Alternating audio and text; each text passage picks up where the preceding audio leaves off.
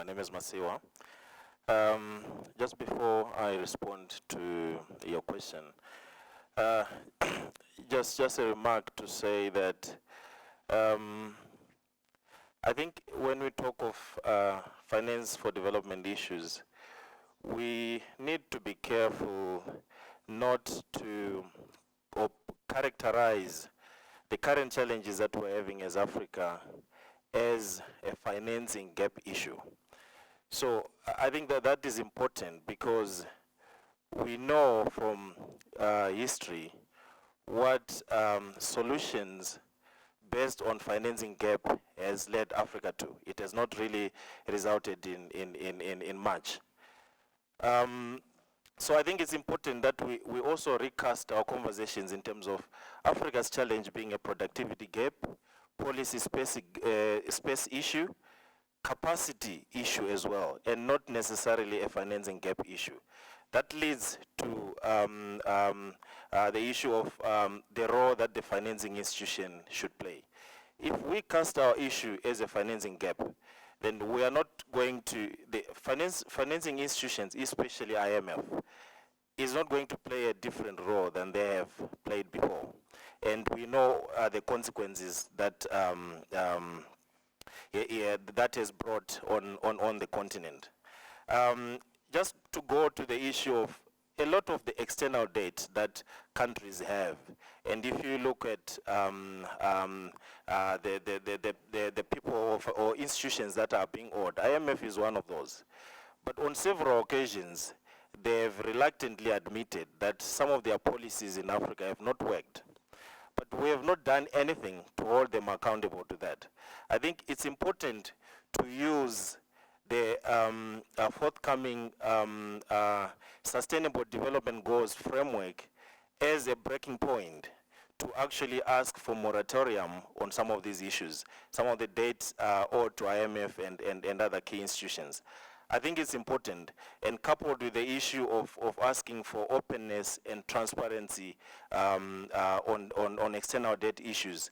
Essentially, when IMF and others have debt arrangements with the country, it's a contract essentially between them and the citizens. So citizens should be involved and citizens should be aware in terms of what has been agreed and what's going on. Thank you. We'll have Egypt, Ethiopia, Maso, South Africa. Thank you very much, Mr. Moderator. Actually, I have four focused and specific suggestions to make on this section. First of all, we should emphasize on the importance of sustained efforts toward achieving sustainable debt of middle-income countries, including by improving their sustainable debt management and through debt relief. We should also put in place mechanisms to resolve the current debt problems of developing countries, in particular for African countries, and the least developed countries, including through debt cancellation.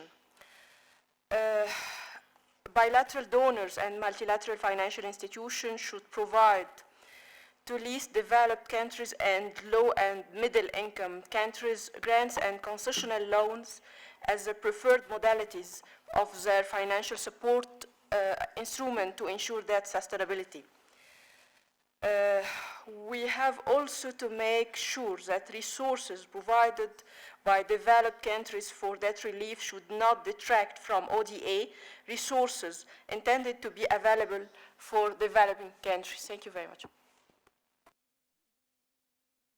Egypt, Ethiopia. Thank you, Mr. Chairman.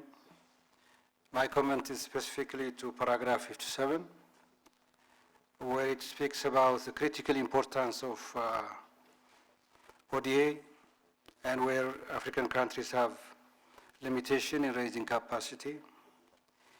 I believe it should be rewarded to reflect both in content and in form. In content, all African countries have limited capacity, and it should not be only limited to Sub-Saharan Africa. Which paragraph did you refer to? 57.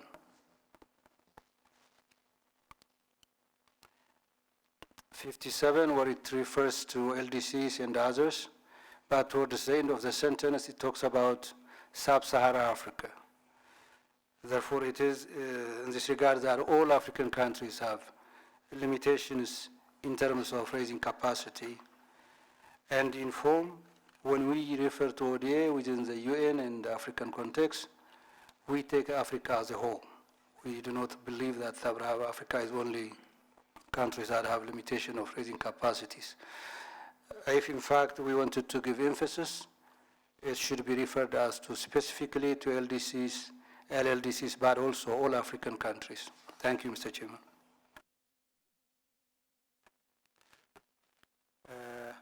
Admaso? Thank you, Dr. Adam. Okay, ODA is one of our important vehicle in supporting countries to achieve sustainable development. We will believe that ODA will remain critical and also complementary to other sources of financing.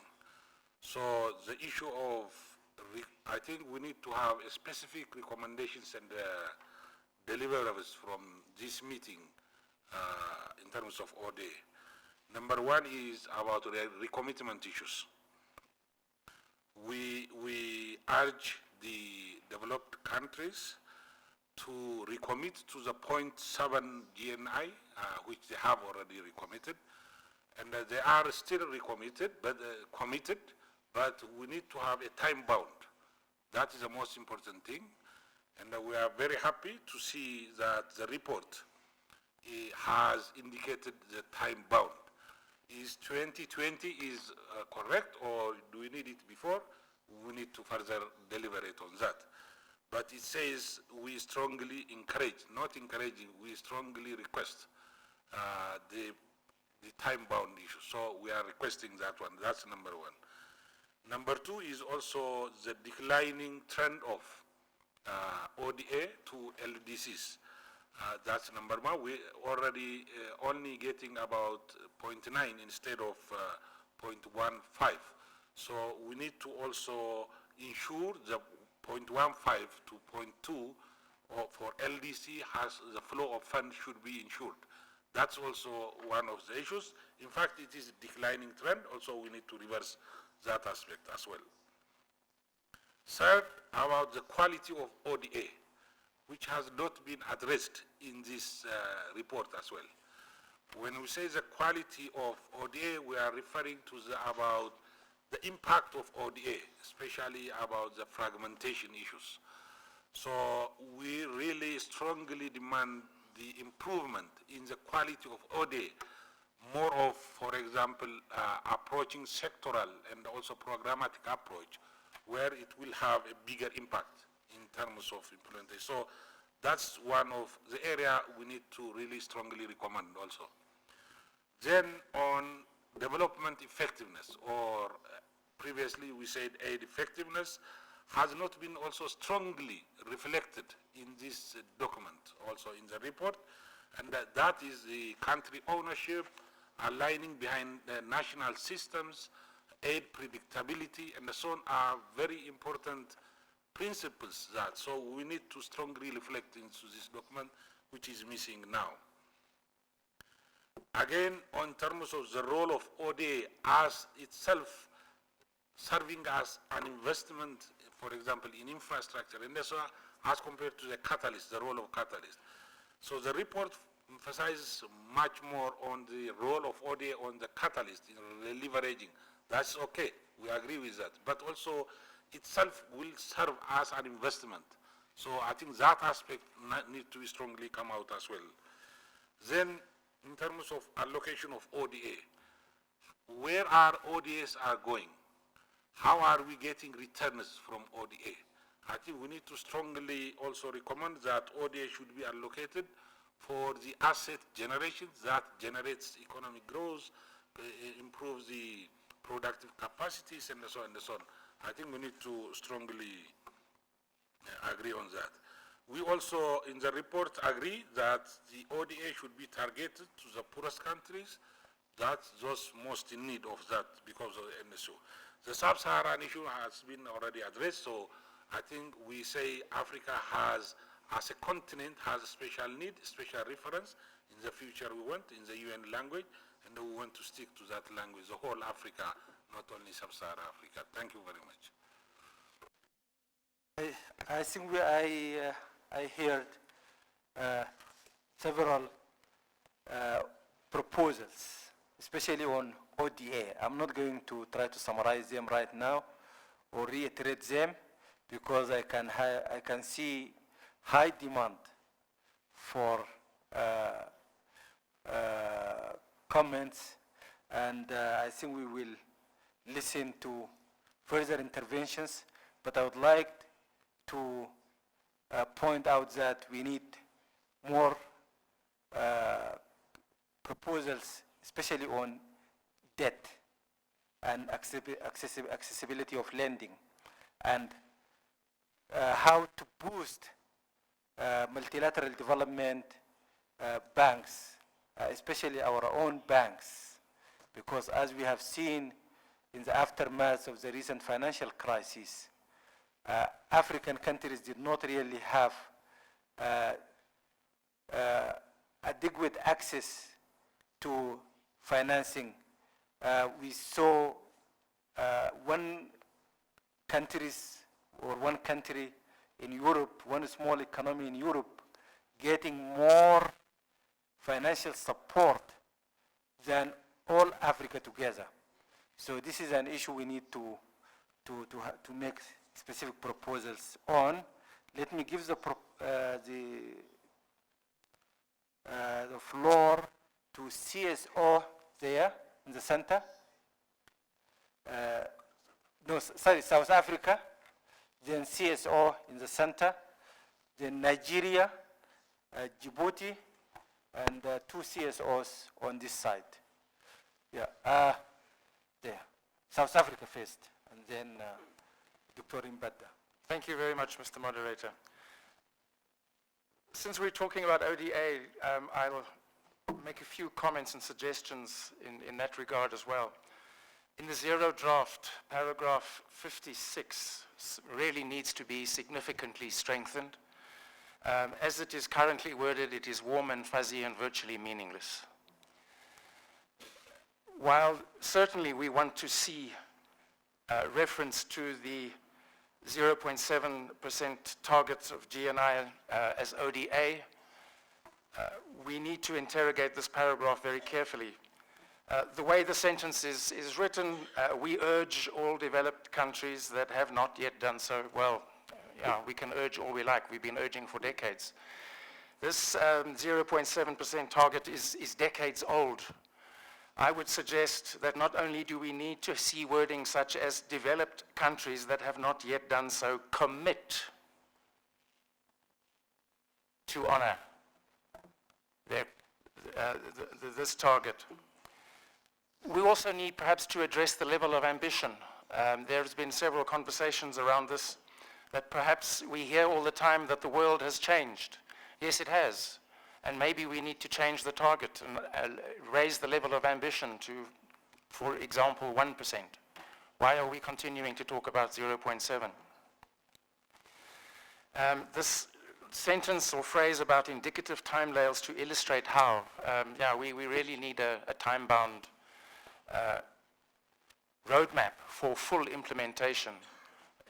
This is just too warm and fuzzy.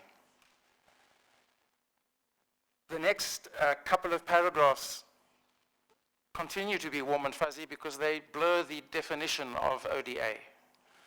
We do not need a modernization of the definition of ODA. We need to implement the traditional definition. We haven't done so yet. So let's get back to basics in this regard. Paragraph 58 refers to the ODA definition that comes from the OECD DAC of total official support for sustainable development. We do not need to ratify this in a multilateral forum. This is a DAC initiative. It is an effort to blur the lines in terms of what components make up ODA, and we should not be party to this.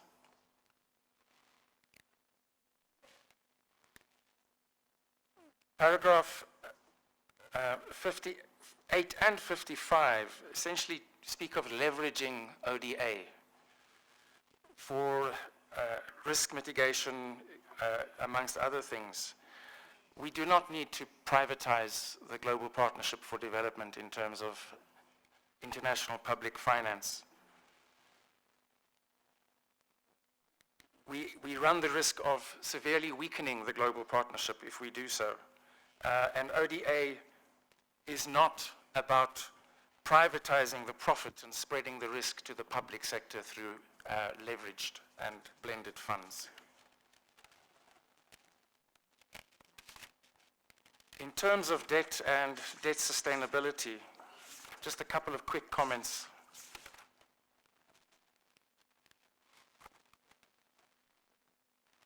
Paragraphs 84 and 86, in the context where Monterey spoke about external debt, but this zero draft is very big on debt sustainability and debt management and the roles and responsibilities of debtors and creditors. Completely different kind of conversation and a very different focus indeed. But paragraphs 84 and 86 skirt around the issue in terms of sovereign debt restructuring. I know that the ad hoc committee of the General Assembly on the multilateral legal instrument for sovereign debt restructuring was set up through a UNGA resolution that was adopted by a vote. But this is an issue and particularly relevant to the continent, and we need to see some reference to the work of that ad hoc committee in Addis Ababa in July. And finally, there is a need, Mr. Moderator, to look at how we can further develop and deepen Africa's financial markets. The issue here is that if we have deep enough markets, governments and enterprises on the continent can borrow from the banking sector, domestic banking sector, and domestic investors in their own currencies.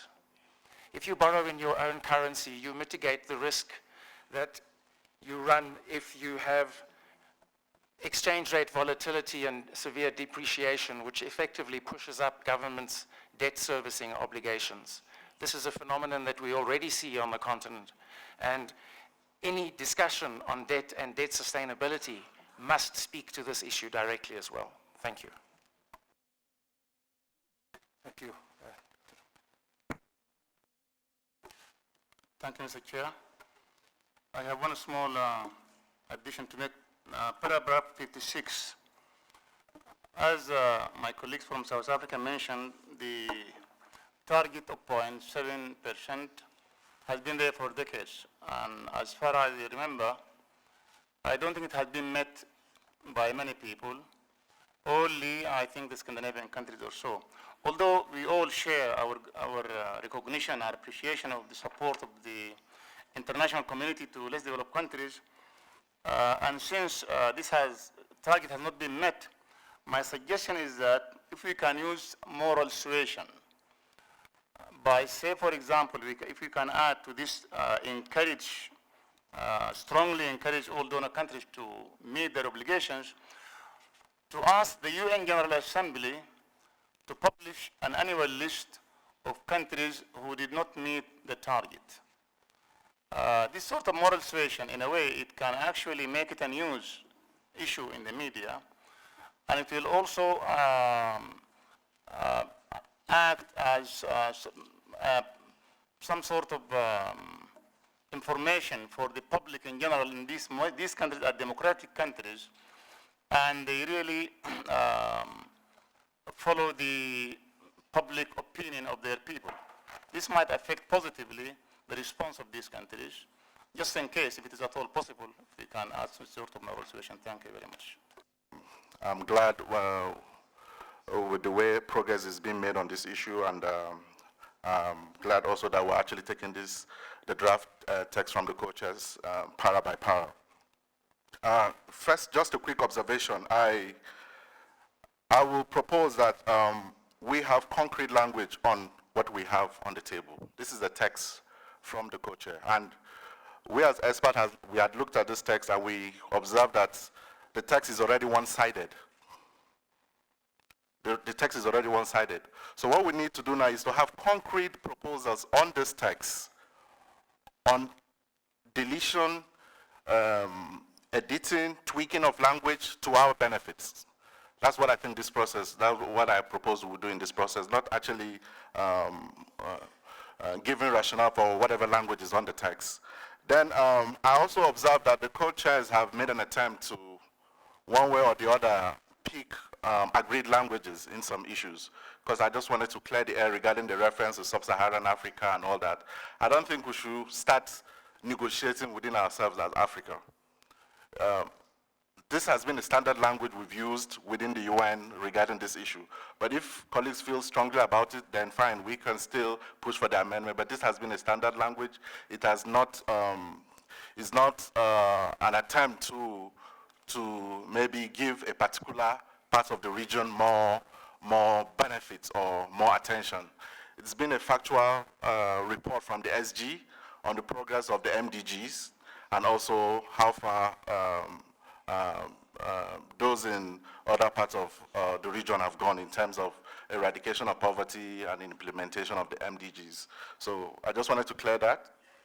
I'll give my colleague the floor to make few proposals, which of course I've observed that some of the proposals are in line with what we did in New York in terms of languages. And what we did, we actually looked at most of the agreed languages for Africa, most of the statements we deliver within the UN, and we looked at all other processes where we've actually made group interventions, and some of the agreed languages and terms have been compiled into a sort of preliminary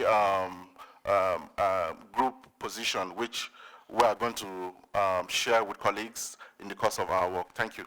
Thank you, Chair.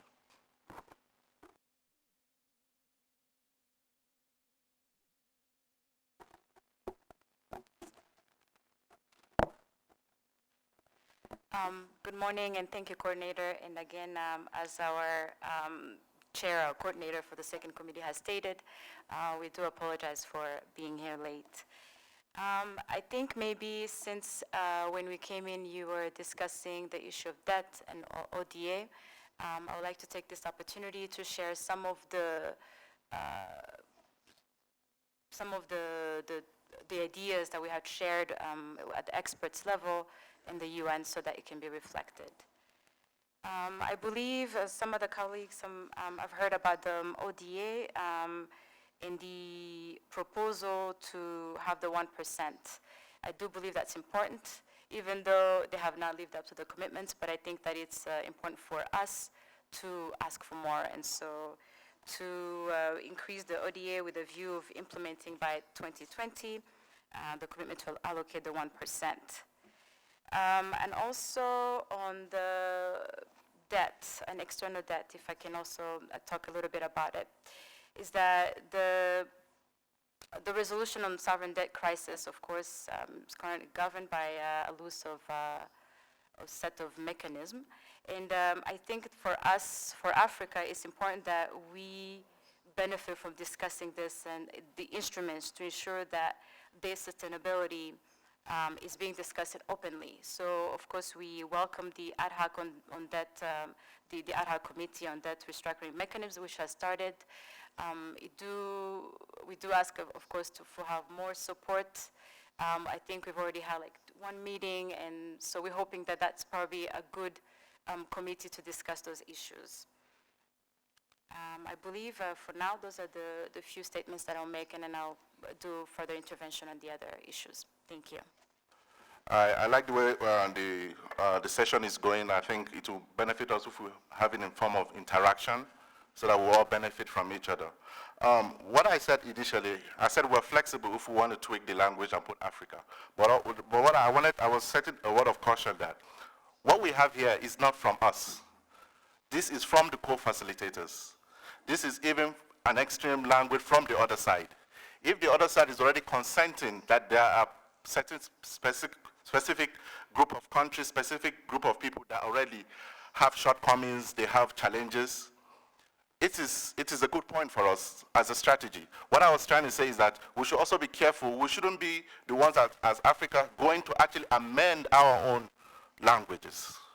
If already we've had a situation where partners have already consented and generally agreed on specific deficiencies in some regions within our region, then we shouldn't be the one that will go back and start fighting over the language, tweaking it when there is a consensus on that language. That was what I was trying to share. Thank you. Djibouti.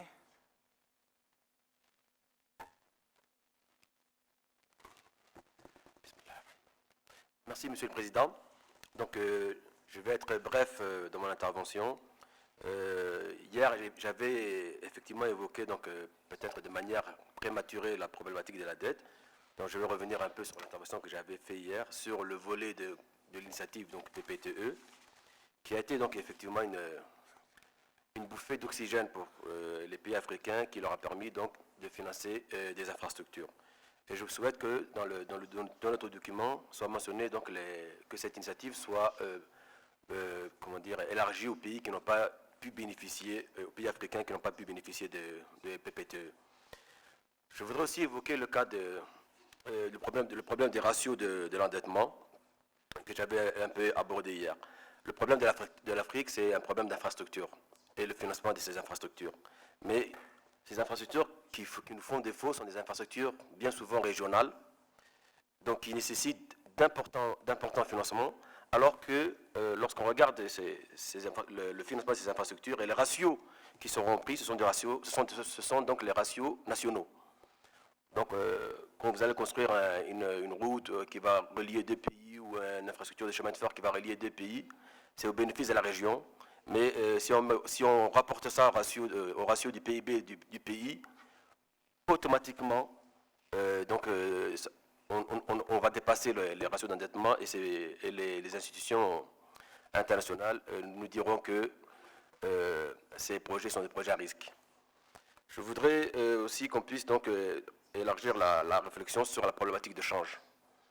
L'aide publique au développement est essentiellement donc financée par des partenaires extérieurs, et elle est financée souvent soit dans la devise de ces pays-là.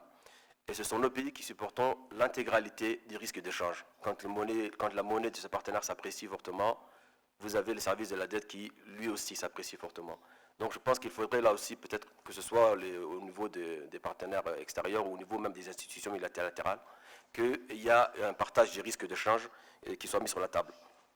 Sur le volet donc, de la mobilisation des ressources, effectivement, comme l'Afrique du Sud l'a souligné, peut-être qu'il faudrait revoir l'engagement des partenaires à un niveau plus élevé, mais la vraie problématique, c'est de savoir est-ce que ce sont des engagements ou est-ce que c'est une doléance. Si c'est une doléance, effectivement, les partenaires peuvent ou ne pas remplir cette doléance, mais s'il s'agit d'un engagement, quels sont les mécanismes de suivi qui sont mis en œuvre? Les pays africains ont pris des engagements et que ce soit les partenaires ou que ce soit les institutions multilatérales, à chaque fois, on nous a rappelé que nous n'avons pas respecté nos engagements. Et aujourd'hui, les engagements qui sont pris par les pays développés, personne n'est là pour leur rappeler l'absence donc de respect de ces engagements. Donc je pense que ce n'est pas surtout sur le taux qu'il faut réfléchir, c'est surtout sur le mécanisme de suivi de ces engagements qu'il faudrait donc apporter notre attention. Concernant aussi la mobilisation des ressources, je crois aussi qu'il faudrait peut-être j'ai vu dans la documentation tout ce qui concerne les financements innovants, et donc peut-être mettre l'accent sur ces types de financements innovants, tels que les taxations qui étaient prévues sur les billets d'avion ou autres financements dans ce genre-là.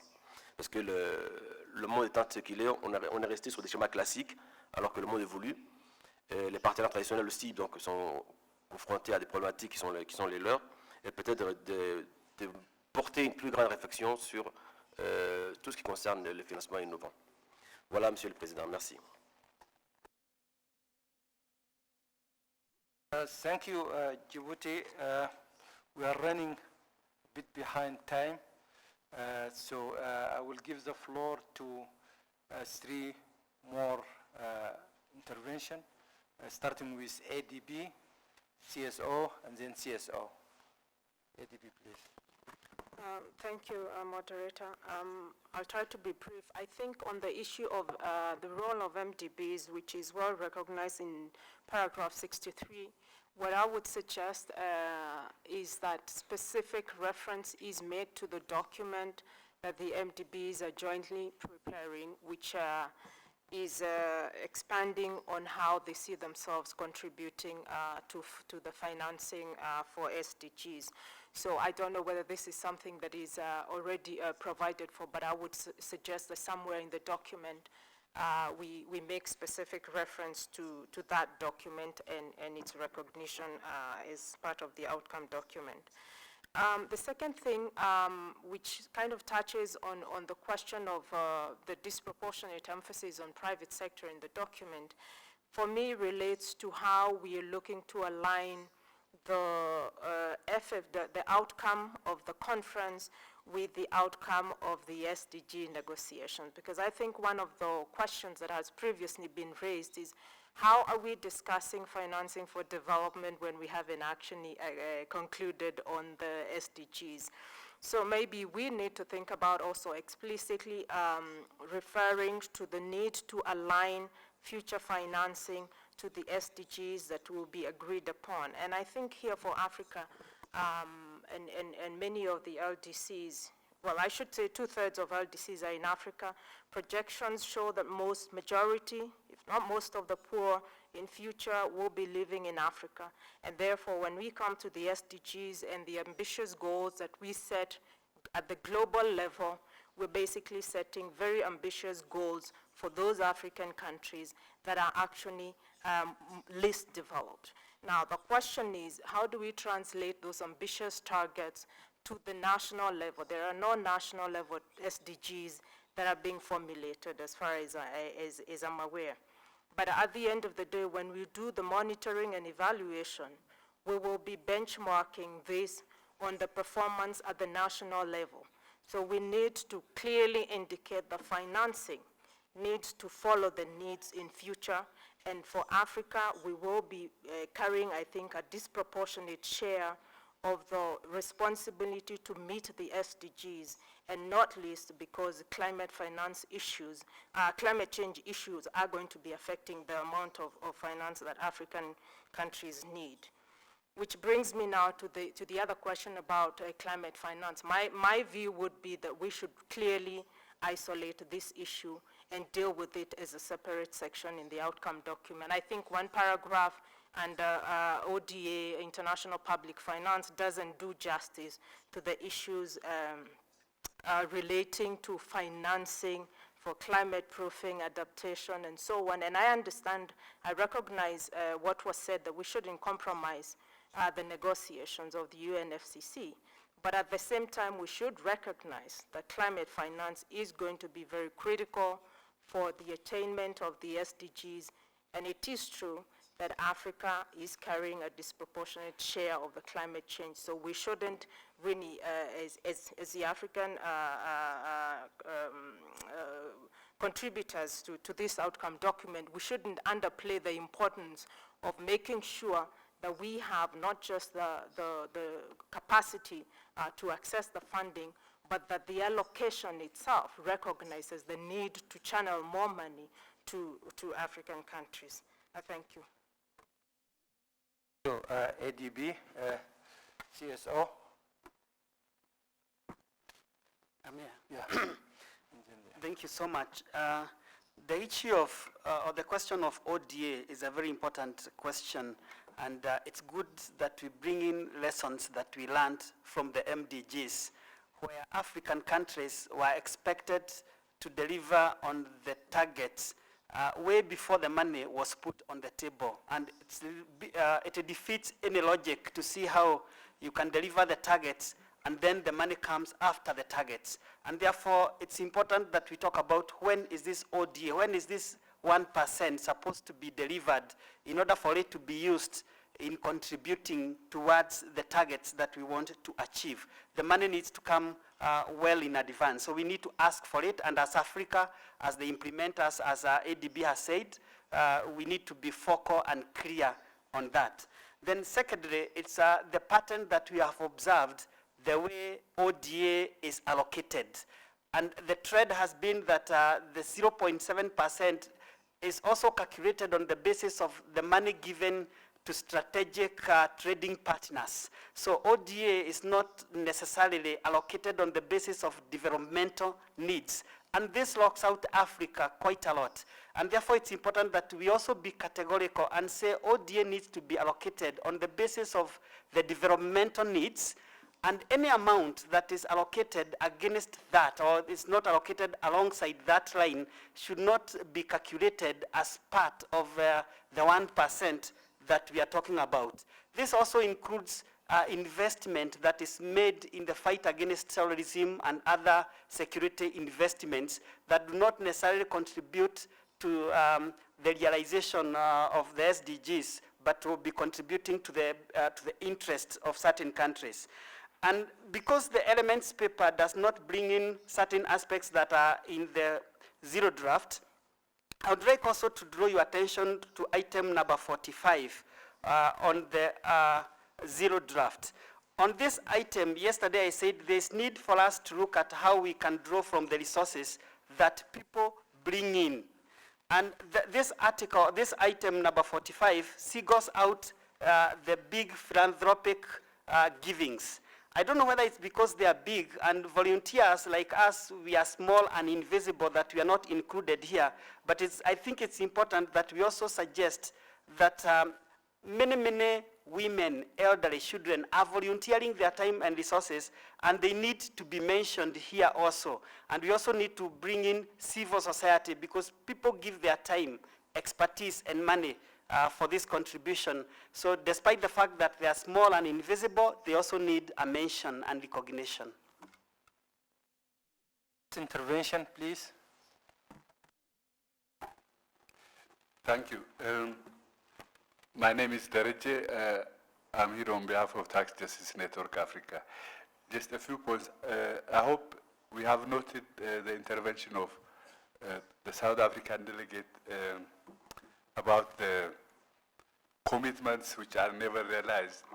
And, you know, that is, ODA is effective as a propaganda than it is in actual terms. Because if you ask about the perceptions, the donor countries have made it appear that Africa is on the life support of ODA, although ODA is much less than the tax take of African government, and Africa loses more resources than ODA.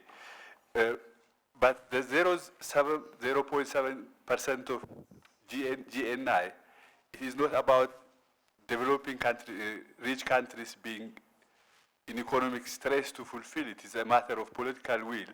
We know countries which are in the same economic situation but cling to the commitment of reaching the 0.7. So it has to be, at one point, the commitment should be renewed, and it should also be linked with the timetable. That's one.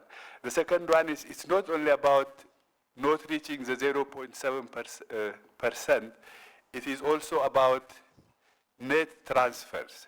In many cases, even from the lesser amount paid, a lot of it is in the form of indirect,